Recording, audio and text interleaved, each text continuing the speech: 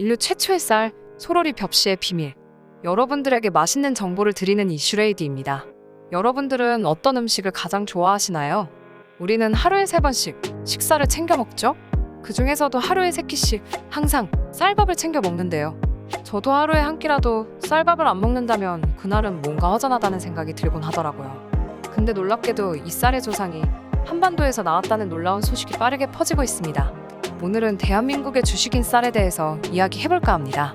현재 우리가 주식으로 먹고 있는 쌀은 전 세계 곡물 생산량의 20%를 차지하고 세계 인구 3분의 1의 주식 식재료인데요.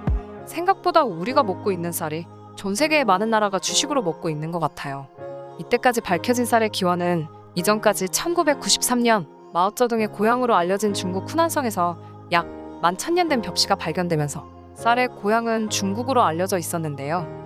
그런데 놀랍게도 현재 우리가 주식으로 먹는 쌀의 고향이 중국이 아니라 우리나라라고 합니다. 그야말로 놀라운 발견이라고 할 수 있는데요. 1994년 청주 오창에서 산업단지 개발을 시작하면서 건물을 올리기 전 땅에 대한 지표조사를 하게 되는데요. 모두가 공장 부지라 기대 없이 조사를 했었는데 2차 발굴에서 탄화된 벽시를 무려 127토를 발견했다고 합니다. 이 벽시들이 발견되면서 굉장히 역사적으로 중요한 자료가 될 수 있다고 하는데요.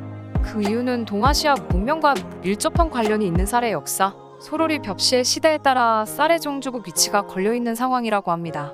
이에 따라 한국산사문화연구원 이웅조 이사장님의 말에 따르면 벼의 기원이 한국이라 주장할 수 있는데 세계에서 가장 오래된 벼가 우리 쪽에서 찾아진 겁니다. 라고 하시면서 미국, 영국, 중국과 같은 세계의 여러 국가들에서 주목을 받고 있는데요. 대한민국 연구팀은 국제적 인정을 받을 수 있는 연도 측정을 위해 서울대와 미국 지구 크론 연구팀 양쪽에 의뢰해 방사선 연도 측정을 진행했는데요. 그 결과 소로리 벽시에서 기원 전 15,000년의 측정값이 나왔다고 합니다. 벼의 기원이 중국에서 한반도로 넘어오는 역사적인 순간인 건데요. 우리가 먹는 쌀이 한반도가 최초라니 이러한 사실이 굉장히 놀라운데요. 하지만 청주 소로리 벽시가 세계 최고의 벽시인지 인정받으려면 재배벼인지 확인할 필요가 있었다고 합니다. 우리가 먹는 쌀이 자연 상태로 자라는 야생벼가 아닌 사람의 손길이 필요한 재배벼를 키우기 위해서는 논을 만들고 모내기, 재배, 수확 등 많은 일손들이 필요한 건데요. 여러 사람의 협력이 필요한 만큼 재배벼는 공동체가 정착을 했다는 아주 중요한 의미인데요. 대한민국이 세계에서 처음으로 공동체 생활을 했다는 의미겠죠? 근데 놀랍게도 1997년 고 박태식 박사가 전자주석 현미경으로 조사하다 보니 소로리 벽시는 들판에 있던 게 아니고 사람이 벼를 돌로 자른 흔적이 있던 것으로 찾아냈다고 결과를 발표했다고 합니다. 우리나라 사람들의 주식이 쌀밥이었던 게 15,000년 전부터였다니 한국인은 밥심이라는 말을 괜히 하는 게 아닌 것 같습니다. 소로리 벽시는 발견 후에도 인정받기까지 많은 노력이 필요했는데요. 마침내 2003년 영국 BBC에서 최초의 쌀로 소로리 벽시를 보도하자 세상의 관심을 받기 시작했습니다. 세계적 고고학 교재인 현대 고고학에 의해서도 쌀의 기원이 한반도라고 못 받고 있습니다. 이러한 소식이 퍼지면서 해외의 거대한 커뮤니티 사이트에서는 대한민국이란 나라의 영향력이 우리 삶의 어느 곳이든 관련이 있는 것 같다. 우리나라의 식사 문화도 한국에서 왔다니 정말 놀랍다. 라는 폭발적인 반응들이 계속해서 쏟아지고 있습니다. 특히나 얼마 전 BBC에서 보였던 찬물에 쌀밥을 씻는 볶음밥 레시피를 찍었던 사람들도 이번 기회에 다시 한번 반성하고 제대로 된 볶음밥 레시피를 배우고 있다고 알려졌다고 합니다. 해외 많은 나라들의 쌀을 먹는 문화가 굉장히 오래전에 우리나라에서 시작됐다니 정말 놀랍지 않나요?